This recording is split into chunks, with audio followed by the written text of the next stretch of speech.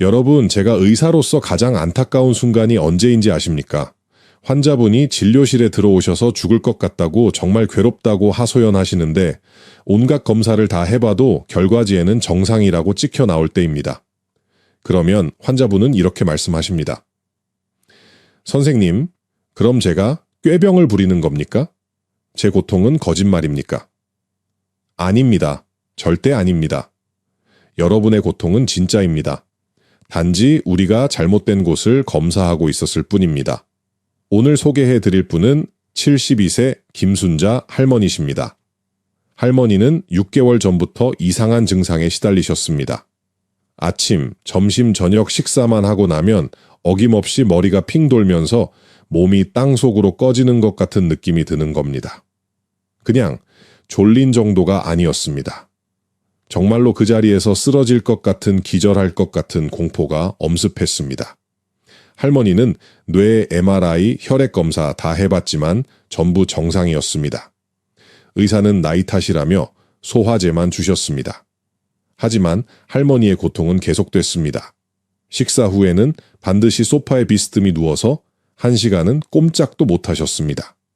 그러다 보니 자꾸 식사량이 줄었고 기력은 더 떨어졌습니다. 가족들은 할머니더러 게으르다고 나이 들면 원래 그렇다고 했습니다. 하지만 저는 할머니의 이야기를 듣는 순간 깨달았습니다. 이건 게으름이 아니라 생존 본능이었던 겁니다. 할머니의 몸은 정확히 알고 있었습니다. 지금 당장 누워야 뇌가 산다는 것을요. 여러분, 우리의 뇌는 놀라운 기관입니다. 몸무게의 고작 2%밖에 안 되는 작은 덩어리지만 우리 몸 전체가 소비하는 산소와 에너지의 무려 20%를 독점합니다. 뇌는 그만큼 에너지를 엄청나게 많이 쓰는 VIP 장기입니다. 그런데 만약 이 뇌로 가는 혈액 공급이 단 1분만 끊어진다면 어떻게 될까요? 뇌세포는 돌이킬 수 없는 손상을 입습니다. 그래서 우리 몸은 어떤 일이 있어도 뇌로 가는 혈액만큼은 반드시 지켜내도록 설계되어 있습니다. 그런데 현대인은 하루 종일 구부정하게 앉아서 스마트폰을 봅니다. 거북목 일자목이 됩니다. 이건 단순한 목 통증이 아닙니다.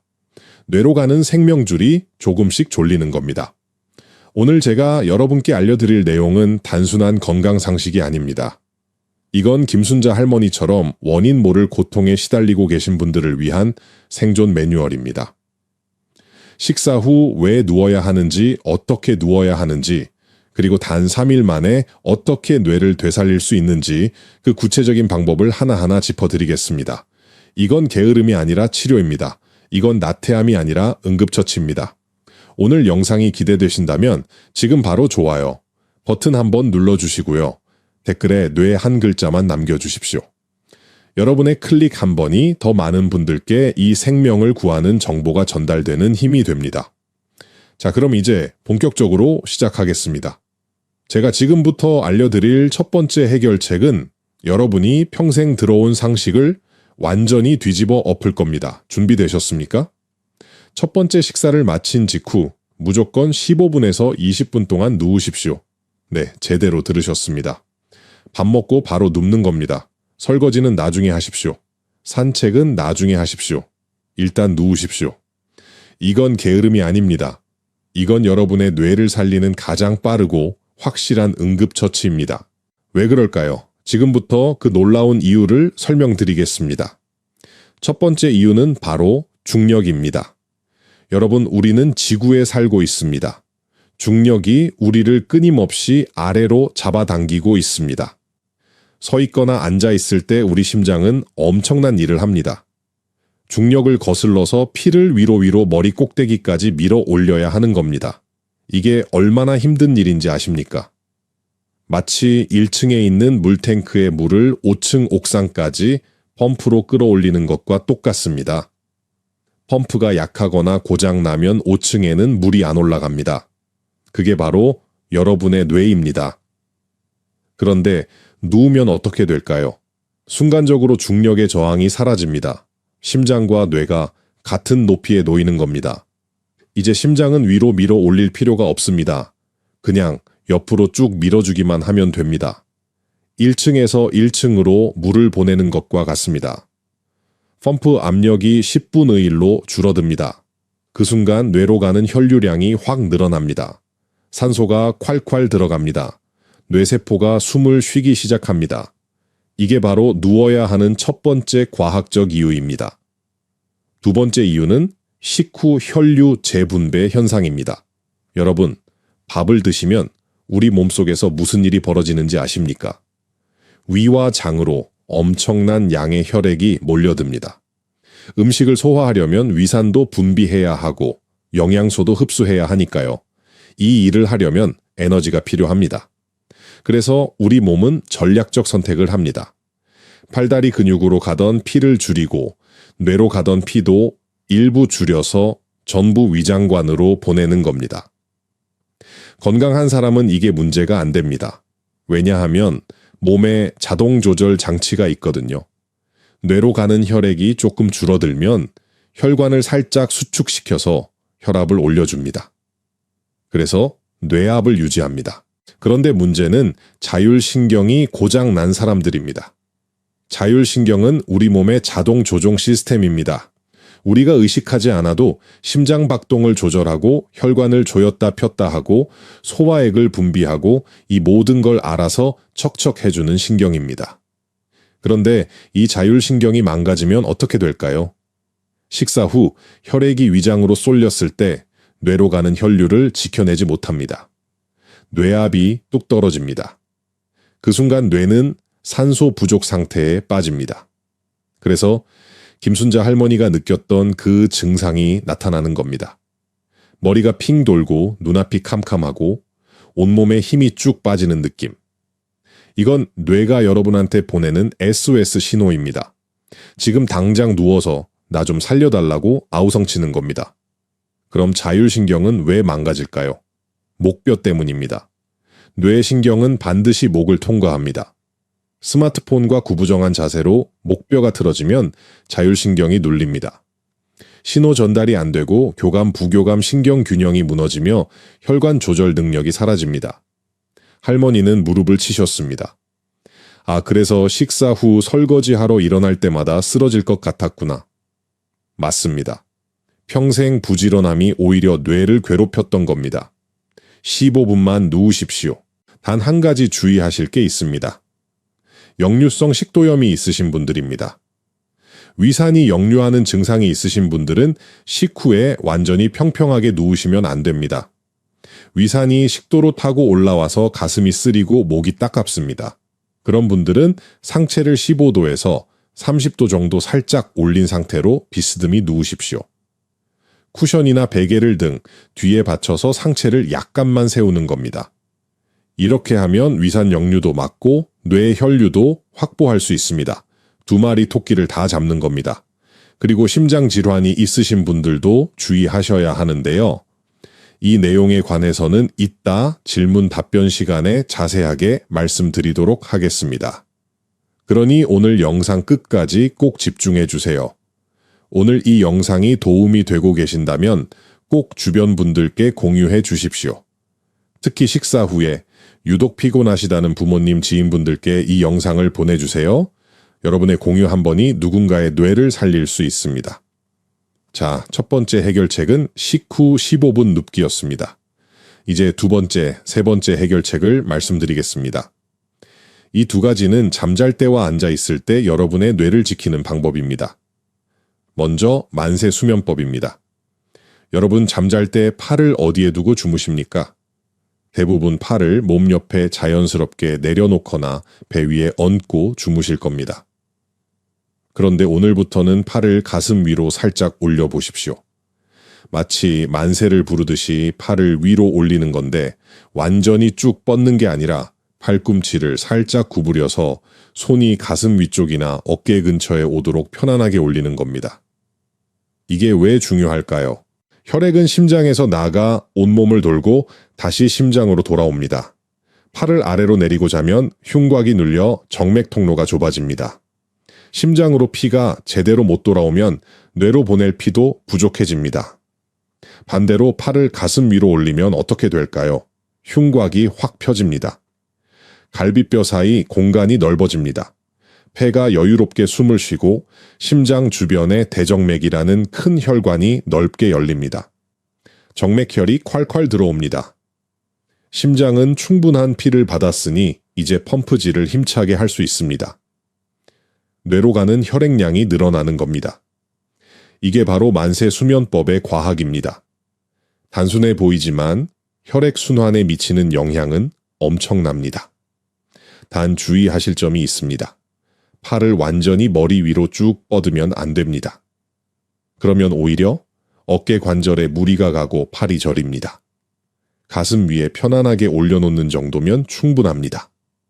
손을 포개서 가슴 위에 살짝 얹는다고 생각하시면 됩니다. 처음엔 어색하실 겁니다. 하지만 3일만 해보십시오. 아침에 일어났을 때 머리가 한결 가볍다는 걸 느끼실 겁니다. 이제 세 번째 해결책입니다. 앉을 때 엉덩이를 의자 끝까지 깊숙이 밀어 넣으십시오. 여러분 솔직히 말씀해 보십시오. 의자에 앉을 때 엉덩이를 의자 끝에 걸쳐놓고 앉으시지 않습니까? 소파에 비스듬히 기대 앉으시지 않습니까? 편하니까요. 그런데 이 자세가 여러분의 목을 망가뜨리고 자율신경을 파괴하고 결국 뇌를 굶기는 최악의 습관입니다. 엉덩이를 의자 끝에 걸쳐놓고 앉으면 골반이 뒤로 젖혀집니다.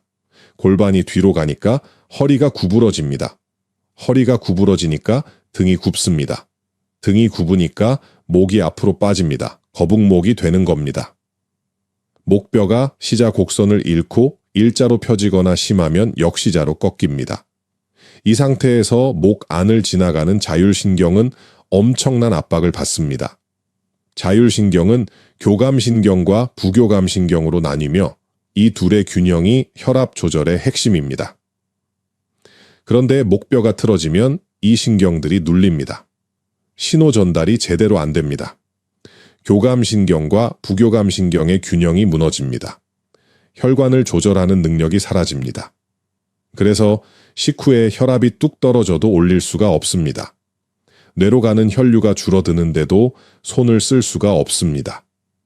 김순자 할머니가 겪었던 그 끔찍한 증상이 나타나는 겁니다. 할머니는 또 무릎을 치셨습니다. 아, 소파에 비스듬히 누워 스마트폰 보던 게 자율신경을 망가뜨렸구나. 맞습니다. 그러니 오늘부터는 의자에 앉을 때 엉덩이를 의자 끝까지 쭉 밀어 넣으십시오. 허리를 의자 등바디에 완전히 붙이십시오. 그러면 골반이 바로 섭니다. 골반 위에 척추가 곧게 세워집니다. 척추 맨 위에 머리가 정확히 놓입니다. 목뼈가 제자리를 찾습니다. 시자 곡선이 복원됩니다. 그 안을 지나가는 자율신경이 숨통이 트입니다. 신호 전달이 원활해집니다. 혈관 조절 능력이 돌아옵니다. 뇌로 가는 혈류가 안정됩니다. 처음엔 이 자세가 불편하실 겁니다. 평생 구부정하게 살아오셨으니까요. 하지만 3일만 의식적으로 해보십시오. 의자에 앉을 때마다 엉덩이부터 밀어 넣는다고 생각하십시오. 그러면 신기하게도 목이 가벼워집니다. 두통이 줄어듭니다. 식후 피로가 개선됩니다. 왜냐하면 자율신경이 제 기능을 되찾았기 때문입니다. 오늘 영상이 정말 도움이 되셨다면 지금 바로 구독 버튼과 알림 설정 버튼을 꼭 눌러주십시오. 앞으로도 여러분의 건강을 지키는 소중한 정보를 계속 전해드리겠습니다. 여러분의 구독이 저에게 큰 힘이 됩니다. 자, 그럼 이제 김순자 할머니가 실제로 어떻게 이 세 가지 방법을 실천하셨는지 말씀드리겠습니다. 할머니는 제 설명을 듣고 바로 다음 날부터 시작하셨습니다. 처음에는 반신반의하셨습니다. 이게 정말 효과가 있을까, 평생 해오던 습관을 바꾸는 게 쉬울까 걱정하셨습니다. 하지만 단 3일 만에 할머니의 몸은 극적으로 변했습니다. 지금부터 할머니가 어떤 하루 일과를 보내셨는지, 그리고 여러분이 가장 궁금해하실 질문들에 대해 명쾌하게 답변해 드리겠습니다. 할머니의 하루 루틴입니다. 아침에 눈을 뜨면 만세 자세로 가볍게 기지개를 켜고 천천히 일어나셨습니다. 아침 식사는 평소보다 조금 적게 드셨습니다. 과식하지 않는 게 핵심입니다. 밥 한 공기에 국 반찬 적당히 드시고 식사를 마치셨습니다. 그리고 설거지는 나중으로 미루셨습니다. 대신 거실 소파로 가셔서 쿠션을 등 뒤에 받치고 상체를 약간 올린 상태로 15분 동안 편안하게 누워 계셨습니다. 할머니는 역류성 식도염이 조금 있으셨거든요. 그래서 완전히 평평하게 눕지 않고 상체를 15도 세우셨습니다. 15분 후 일어나셨을 때 할머니는 깜짝 놀라셨습니다. 평소 같으면 머리가 핑 돌고 온몸에 힘이 빠졌을 텐데 그날은 머리가 맑았습니다. 몸이 가벼웠습니다. 그리고 여기서 중요한 포인트가 하나 더 있습니다. 15분 동안 뇌에 혈액을 충분히 공급한 후에는 반드시 일어나서 활동하셔야 합니다. 할머니는 15분 휴식 후 가벼운 설거지를 하셨습니다. 그리고 날씨가 좋은 날은 아파트 단지를 천천히 20분 정도 산책하셨습니다. 뇌는 혈액도 필요하지만 자극도 필요합니다. 걷기 가벼운 집안일 친구와의 대화신문 읽기. 이런 활동들이 뇌세포를 깨우고 신경 연결을 강화합니다. 15분 누워서 뇌에 연료를 채웠으면 이제 그 연료를 사용해야 하는 겁니다. 하루 종일 누워만 계시면 오히려 근육이 약해지고 뇌 기능도 떨어집니다. 휴식과 활동의 균형, 이게 핵심입니다. 점심 식사 후에도 똑같이 하셨습니다. 식사를 마치고 15분 동안 소파에 비스듬히 누워 계셨습니다. 낮 시간 동안 TV를 보거나 신문을 보실 때는 의식적으로 엉덩이를 의자 끝까지 밀어넣고 앉으셨습니다. 처음에는 불편하고 어색했지만 10분만 지나면 오히려 이 자세가 더 편하다는 걸 느끼셨습니다. 목이 편해지니까 어깨도 덜 결렸습니다. 저녁 식사 후에도 마찬가지였습니다. 15분 눕기를 실천하셨습니다. 그리고 밤에 주무실 때는 만세 수면법을 사용하셨습니다. 팔을 가슴 위에 편안하게 올려놓고 주무셨습니다. 그리고 가장 중요한 것, 침대에 누워서 스마트폰을 보는 습관을 완전히 끊으셨습니다. 이전에는 잠들기 전 1시간 동안 침대에 누워서 목을 꺾고 스마트폰을 보셨거든요. 이게 목을 가장 심하게 망가뜨리는 행동이었습니다. 할머니는 이 습관을 과감히 버리셨습니다. 3일이 지났을 때 할머니는 제게 전화를 하셨습니다. 선생님, 믿기지가 않아요. 식사 후에 쓰러질 것 같던 그 끔찍한 느낌이 80%는 사라졌어요. 머리도 한결 가볍고 밤에 잠도 깊게 자요. 할머니의 목소리에는 생기가 돌았습니다. 딱 3일 만에 일어난 변화였습니다. 자, 이제 여러분이 가장 궁금해하실 질문 3가지에 답변해 드리겠습니다. 첫 번째 질문입니다. 선생님, 밥 먹고 바로 누우면 소화가 안 되지 않나요? 이건 정말 많이 받는 질문입니다. 결론부터 말씀드리면 과식하지 않는다면 전혀 문제 없습니다. 과식하지 않으면 오히려 소화에 도움이 될 수 있습니다. 단 아까도 말씀드렸지만 역류성 식도염이 있는 분들은 상체를 15도에서 30도 정도 올린 상태로 누우셔야 합니다. 완전히 평평하게 누우면 위산이 식도로 역류할 수 있습니다. 그리고 과식은 절대 금물입니다. 배가 터질 만큼 먹고 누우면 위에 부담이 가고 역류 위험도 높아집니다. 소식 적당히 드시고 눕는 겁니다. 두 번째 질문입니다. 만세 수면법 팔 저리지 않나요? 이것도 많이 걱정하시는 부분입니다. 팔을 완전히 머리 위로 쭉 뻗으면 당연히 저립니다. 어깨 관절에 무리가 가고 팔로 가는 혈관이 눌립니다. 그래서 그렇게 하시면 안 됩니다. 제가 말씀드린 만세 수면법은 팔을 가슴 위에 편안하게 올려놓는 겁니다. 팔꿈치를 살짝 구부린 상태로 손을 포개서 가슴 위에 얹는다고 생각하시면 됩니다. 이 정도 자세는 전혀 무리가 가지 않습니다. 오히려 편안합니다. 처음 하루 이틀은 어색하실 수 있습니다. 하지만 3일만 해보시면 몸이 적응합니다. 그리고 아침에 일어났을 때 머리가 개운한 걸 느끼실 겁니다. 세 번째 질문입니다. 저는 심장이 안 좋은데 식후에 누워도 되나요? 이건 매우 중요한 질문입니다. 심장 질환이 있으신 분들은 반드시 주치의와 상담하셔야 합니다. 특히 심부전이 있거나 심방세동 같은 부정맥이 있으신 분들은 조심하셔야 합니다. 왜냐하면 이런 경우 식후 어지럼증이 단순한 자율신경 문제가 아니라 심장 자체의 문제일 수 있기 때문입니다.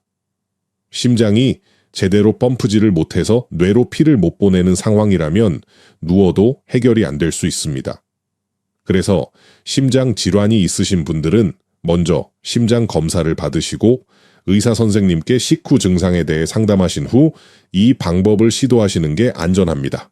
반대로 심장은 정상인데 자율신경 문제로 식후 저혈압이 오는 분들은 이 방법이 아주 효과적입니다. 김순자 할머니처럼 검사상으로는 아무 이상이 없는데 증상만 있는 경우가 바로 그런 경우입니다. 네 번째 질문입니다. 그럼 선생님 하루 종일 누워만 있으면 되는 건가요? 절대 아닙니다. 이건 정말 중요한 질문입니다. 제가 말씀드린 건 식후 15분 전략적 휴식입니다. 뇌에 혈액을 충분히 공급한 후에는 반드시 일어나서 활동하셔야 합니다. 왜냐하면 뇌는 혈액만 필요한 게 아니라 자극도 필요하기 때문입니다. 뇌는 쓰면 쓸수록 강해집니다. 산책을 하면 다리 근육이 움직이면서 뇌로 신호를 보냅니다. 친구와 대화를 나누면 언어 중추가 활성화됩니다. 책을 읽으면 기억 중추가 일합니다. 새로운 요리를 배우면 전두엽이 자극받습니다. 이런 활동들이 뇌세포 사이의 연결을 강화하고 새로운 신경 회로를 만들어냅니다. 반대로 하루 종일 누워만 계시면 근육이 빠지고 관절이 굳고 뇌 기능도 오히려 떨어집니다. 김순자 할머니도 15분 휴식 후에는 바로 활동하셨습니다. 산책도 하시고 설거지도 하시고 친구분들과 수다도 떠시고 손주들과 전화도 하셨습니다. 심지어 3주차부터는 동네 경로당에서 하는 한글 교실에도 등록하셨습니다. 평생 배우고 싶었던 한글을 이제야 배우신다며 정말 행복해 하셨습니다. 이게 바로 건강한 뇌의 모습입니다. 적절한 휴식으로 연료를 채우고 적절한 활동으로 뇌를 깨우는 겁니다. 오늘 이 영상을 보시고 내일부터 바로 실천하실 예정이시라면 댓글에 실천 2글자만 남겨주십시오. 그리고 댓글창에서 서로 격려해 주시고 응원해 주십시오. 같은 증상으로 고생하시는 분들끼리 힘을 모으면 더 큰 변화를 만들 수 있습니다. 여러분의 댓글 하나하나가 다른 분들께 희망이 됩니다. 오늘 제가 알려드린 3가지 방법을 다시 한번 정리하겠습니다. 첫째, 식사 후 15분에서 20분 동안 누워서 뇌 혈류를 확보하십시오. 둘째, 잠잘 때 만세 수면법으로 흉곽을 열어 혈액 순환을 극대화하십시오. 셋째, 앉을 때 엉덩이를 깊숙이 밀어넣고 목을 바로 세워 자율신경을 복구하십시오. 이 3가지만 제대로 하시면 단 3일 만에 여러분의 뇌가 되살아나는 걸 느끼실 겁니다. 여러분께 간곡히 부탁드립니다. 더 이상 부지런함에 목숨 걸지 마십시오. 밥 먹고 설거지 바로 하는 게 미덕이 아닙니다. 그건 여러분의 뇌를 굶기는 행동입니다. 15분 누워 계시는 게 게으름이 아닙니다. 그건 여러분의 생명을 지키는 응급처치입니다. 이제는 부지런함보다 현명함이 필요합니다. 습관보다 건강이 우선입니다. 특히 식사 후에 유독 피곤하신 분들, 원인 모를 두통과 어지럼증에 시달리시는 분들, 검사는 정상인데 온몸이 아프신 분들 오늘 이 영상이 여러분의 인생을 바꾸는 전환점이 되기를 진심으로 바랍니다. 김순자 할머니가 6개월 동안의 고통에서 벗어나셨듯이 여러분도 반드시 건강을 되찾으실 수 있습니다. 내일 아침 눈을 뜨시면 만세 자세로 가볍게 기지개를 켜십시오. 아침 식사를 마치시면 15분 동안 편안하게 누우십시오. 의자에 앉으실 때는 엉덩이를 끝까지 밀어 넣으십시오. 이 작은 변화들이 모여서 여러분의 뇌를 살리고 여러분의 삶을 바꿀 겁니다. 오늘도 영상 끝까지 시청해 주셔서 진심으로 감사드립니다. 여러분의 건강한 내일을 위해 앞으로도 최선을 다하겠습니다. 여러분의 뇌는 여러분이 지켜야 합니다. 오늘부터 시작하십시오. 여러분 모두 건강하시고 행복하십시오. 감사합니다.